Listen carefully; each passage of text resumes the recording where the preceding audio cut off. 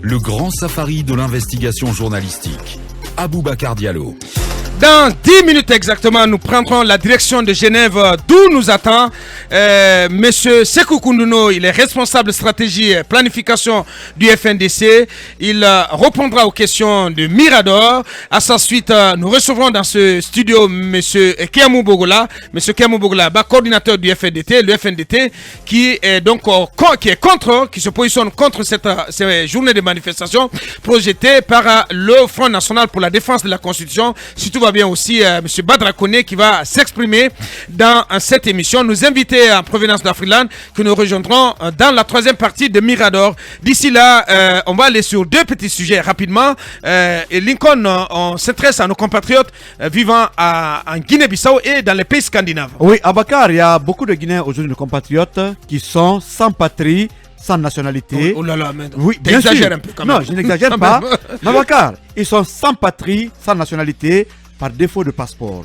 Nos compatriotes vivant dans les pays lusophones, la Guinée-Bissau, le Mozambique, l'Angola, dans les pays scandinaves, aujourd'hui, sont en tout cas sans nationalité. J'ai échangé avec un compatriote de ce côté. Ils disent que dans les pays scandinaves, il y a plus de 20 000 Guinéens. Eux, leurs enfants, ne sont ni, en tout cas, finlandais ou suédois, ni guinéens. Et pratiquement, le seul ambassadeur de la Guinée du côté de la Russie qui s'occupait de toutes ces zones-là n'est pas fonctionnel selon, en tout cas, ces termes. Ouais. En Guinée-Bissau, à côté, les Guinéens, les Bissagos qui sont à Conakry, entre griffes, ont accès au passeport de leur pays.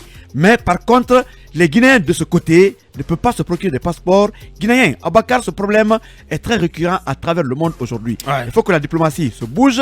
Je veux pas que... Oui, mais Mohamed, il n'y a pas dans ça. Ce n'est pas le ministre des Affaires étrangères qui délivre les passeports. C'est ce qu'on comprend Mohamed, pas, c'est le ministre de la Sécurité. On parle des Guinéens de l'étranger. Oui, mais c'est le ministre de la Sécurité. Mohamed, on parle des Guinéens de l'étranger. Oui. De ce côté, il faut un diagnostic. Ouais. Et les Guinéens de l'étranger sont rattachés au ministère des Affaires étrangères. Donc, il faut que ça bouge. Parce qu'on sait bien que sous Ibrahima Khalil Kaba, ça avait bien bougé pour nos compatriotes de l'extérieur, notamment pour leur offrir des opportunités de pouvoir s'offrir des passeports. Voilà. Et quand même, c'est pas de la mer à boire à Bakar. Il faut qu'on offre des services au moins ou trouver des mécanismes pour que l'ensemble des Guinéens puissent avoir accès à ce document. Aujourd'hui, on est à regretter le commissaire Lamine qui est au niveau de la DCPAF. Franchement, je ne sais pas ce que tu en penses à Kumba, mais pour ma part, c'est le meurtre.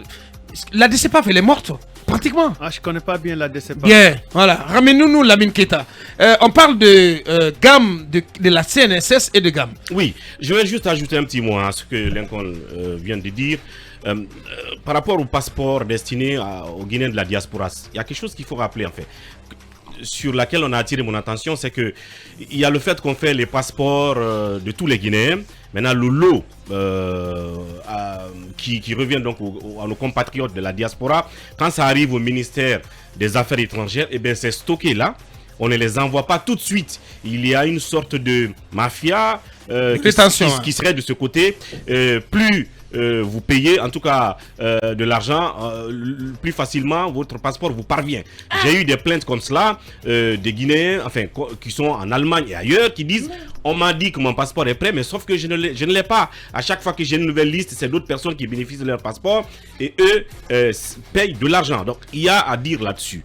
Et un petit mot aussi sur la démarche de Charles Wright. À Kumba, j'ai aimé tout à l'heure ce qu'il a dit, le message que Charles envoie aux gens de la CRIEF et d'autres. Moi, je vois un autre message aussi dans les démarches de Charles Wright, les accusations de ces derniers temps, parce qu'il y a des entrepreneurs là qui sont là-dedans. Si vous prenez le cas du ministère de la Justice, où l'ancien ministre de la Justice est poursuivi, il y a une entreprise privée qui est aussi concernée et c'est un message qu'il envoie par exemple à ces gens-là. Et le cas de Adios, parce que à la Cour suprême, à la Cour constitutionnelle, c'est l'entreprise de Adios qui est ici incriminée. Donc, c'est un message qui est envoyé à tous les entrepreneurs pour dire que vous n'avez pas besoin d'accepter les pots de vin, les dessous de table, la corruption. Si vous souscrivez à un marché et qu'on vous demande de verser de l'argent, vous pouvez librement refuser ou dénoncer tout simplement. Je pense que c'est l'autre message qu'il faut capter derrière.